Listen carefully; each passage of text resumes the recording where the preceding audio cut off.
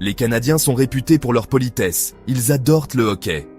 Et ils jouissent d'une excellente qualité de vie. Mais quelque chose est en train de changer.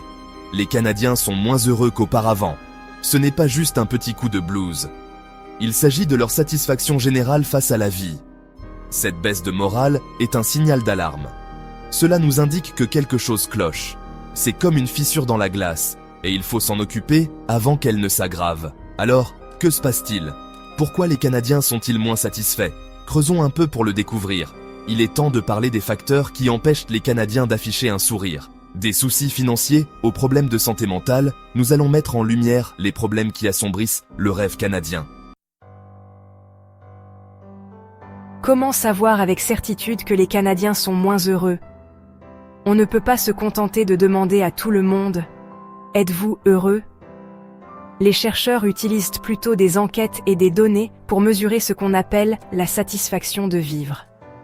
Et cette satisfaction de vivre est en baisse constante chez les Canadiens. D'après les données de l'enquête sociale canadienne, la satisfaction à l'égard de la vie diminue depuis l'été 2021. Et ce n'est pas tout. L'espoir en l'avenir a aussi chuté, passant de 65% en 2021 à seulement 59,7% en 2024. Au cours des 10 dernières années, le baromètre du bonheur au Canada n'a cessé de dégringoler. Ce n'est pas une simple petite baisse passagère. C'est une tendance lourde qui se confirme depuis des années. Les données d'organismes comme Statistique Canada et l'Institut Angus Reid sont sans équivoque. Les Canadiens font état d'une satisfaction de vivre en berne. Ces données sont essentielles, car elles nous permettent de suivre concrètement les niveaux de bonheur et leur évolution dans le temps. Parlons argent. C'est un sujet qui est souvent source de stress et d'anxiété, surtout dans le contexte économique actuel. Que vous soyez étudiant, travailleur ou retraité, les difficultés financières semblent interminables, ou, plus précisément, le manque d'argent. De nombreux Canadiens ont de plus en plus de mal à joindre les deux bouts. Vivre d'un chèque de paie à l'autre est devenu une dure réalité pour une grande partie de la population. Ce n'est un secret pour personne que le coût de la vie grimpe en flèche. De l'épicerie au service public, tout ce qui est essentiel semble devenir plus cher de jour en jour. Cette inflation pèse lourdement sur le budget des ménages à travers le pays. Se loger est incroyablement cher dans beaucoup de villes. Que vous cherchiez à acheter ou à louer, les prix sont souvent inaccessibles pour le Canadien moyen. Cela a conduit à une crise du logement qui ne semble pas vouloir s'atténuer. Les courses semblent coûter plus cher chaque semaine. La hausse du prix des denrées alimentaires rend difficile pour les familles de maintenir une alimentation saine et équilibrée. Beaucoup sont forcés de faire des choix difficiles entre la qualité et le prix. Et bonne chance pour faire le plein d'essence sans se ruiner. Le prix du carburant est devenu un autre fardeau important, affectant non seulement les trajets quotidiens, mais aussi le coût global des biens et services. Cette pression financière est une source majeure de stress pour les Canadiens.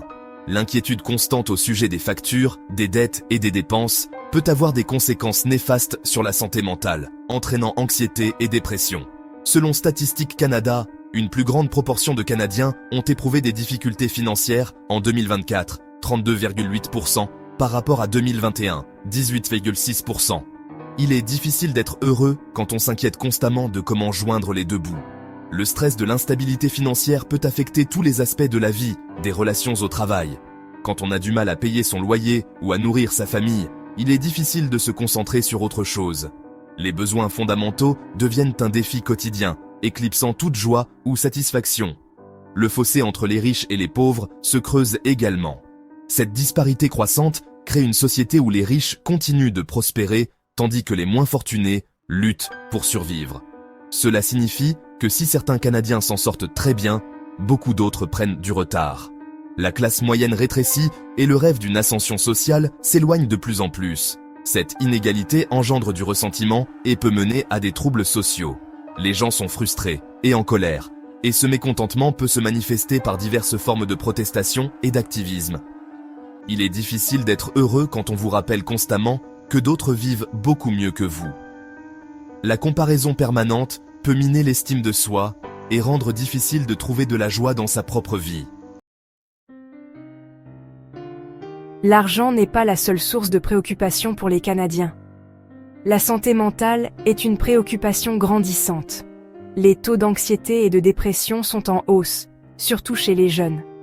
La pression de la réussite, le bombardement constant des réseaux sociaux et l'incertitude face à l'avenir font des ravages.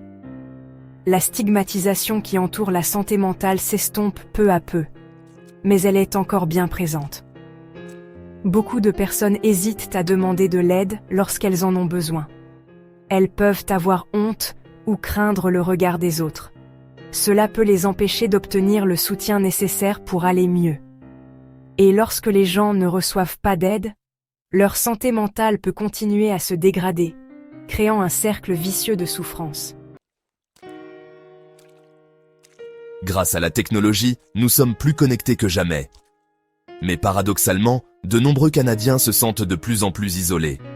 Les réseaux sociaux peuvent engendrer un sentiment de comparaison et d'insuffisance.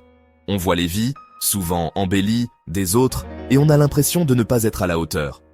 Les communautés traditionnelles sont elles aussi en pleine mutation. Les gens déménagent plus souvent pour le travail ou d'autres opportunités. Ce qui peut rendre plus difficile de tisser et d'entretenir des liens étroits. En l'absence de liens sociaux solides, nous sommes plus vulnérables au stress et à la solitude. Et la solitude est un réel problème de santé publique. Elle est liée à la dépression, à l'anxiété et même aux maladies cardiaques.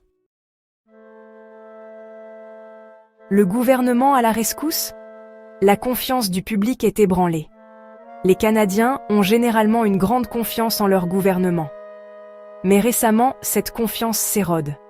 Les gens sont frustrés par l'augmentation du coût de la vie et l'état du système de santé.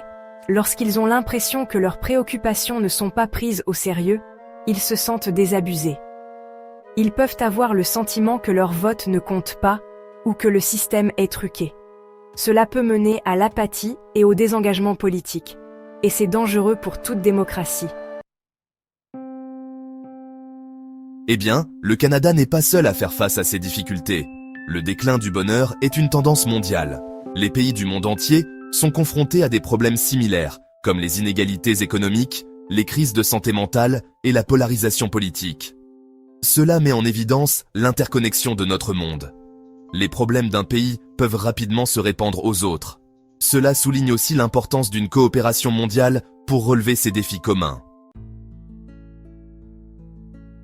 Il est important de rappeler que la baisse du bonheur ne touche pas tous les Canadiens de la même manière. Les facteurs qui contribuent au bonheur, ou à son absence, peuvent varier considérablement selon les groupes de personnes. Il existe des différences significatives selon des facteurs comme l'âge, qui peut influencer la perception de la vie et le bonheur général. Le sexe et le lieu de résidence jouent également un rôle crucial dans le niveau de bonheur ou de satisfaction des individus. Par exemple, les jeunes ont tendance à déclarer des niveaux de bonheur plus faibles que les générations précédentes. Ceci est souvent attribué aux défis et aux pressions spécifiques auxquelles les jeunes sont confrontés aujourd'hui. Cela pourrait être dû aux pressions liées à l'éducation, où la compétition est intense et les attentes élevées. L'emploi, où la sécurité et l'évolution de carrière peuvent être incertaines, et les finances, avec la gestion des prêts étudiants et du coût de la vie, peuvent être des sources importantes de stress. Les femmes déclarent également des niveaux de bonheur inférieurs à ceux des hommes. Cette disparité est souvent liée aux différents rôles et attentes sociétaux qui pèsent sur elles. Cela peut provenir de divers facteurs, notamment la pression sociale. Les femmes font souvent face à des difficultés supplémentaires pour concilier vie professionnelle, vie familiale et aspirations personnelles. Le lieu de résidence joue aussi un rôle important. L'endroit où l'on vit peut avoir un impact considérable sur la qualité de vie et la satisfaction générale. Les citadins ont tendance à déclarer des niveaux de bonheur plus faibles que les ruraux. L'agitation de la vie urbaine peut être à la fois stimulante et épuisante. Le coût de la vie plus élevé, source de stress financier, et l'isolement social, ce sentiment de solitude malgré la foule, peuvent en être la cause. Le manque d'accès à la nature peut également affecter le bien-être mental. À l'inverse, les zones rurales offrent souvent un rythme de vie plus calme, des communautés plus soudées et un meilleur accès à la nature, autant d'éléments qui contribuent à un plus grand bonheur. Le déclin du bonheur chez les Canadiens est un problème complexe sans solution miracle. Il est influencé par une multitude de facteurs, des inégalités économiques aux problèmes de santé mentale, et nécessite une approche multidimensionnelle pour être résolu efficacement. Cependant, des mesures peuvent être prises pour s'attaquer aux problèmes sous-jacents. En adoptant une approche globale et collaborative, nous pouvons commencer à mettre en place des changements significatifs qui amélioreront la qualité de vie de tous les Canadiens. Lutter contre les inégalités économiques. C'est l'un des défis les plus urgents à relever pour assurer un avenir meilleur au Canada. Améliorer l'accès au logement. Mettre en place des contrôles de loyer plus stricts et des incitations à la construction de logements abordables. Des études montrent que la réduction des coûts du logement augmente considérablement la satisfaction de vivre. Faciliter l'accès à l'éducation est crucial, car elle permet aux individus d'améliorer leur situation et d'apporter des contributions positives à la société. Par ailleurs, l'amélioration des services de santé mentale est essentielle au bien-être général. Développer les services de santé mentale, augmenter le financement des programmes de santé mentale accessibles, notamment pour les jeunes. Renforcer les liens sociaux. Ces liens sont essentiels à notre bien-être et à notre bonheur. Les individus, les collectivités et les entreprises ont tous un rôle à jouer dans la création d'une société plus heureuse et plus saine. En travaillant ensemble, nous pouvons créer un environnement propice à l'épanouissement de chacun. En résumé, la satisfaction de vivre au Canada a baissé en raison de l'augmentation du coût de la vie, des problèmes de santé mentale, de l'affaiblissement des liens sociaux et du mécontentement envers les politiques gouvernementales. Cependant, grâce à des interventions ciblées, il existe un espoir pour un avenir meilleur. Selon vous, quel est le principal facteur qui influence la satisfaction de vivre au Canada? Partagez vos réflexions dans les commentaires ci-dessous.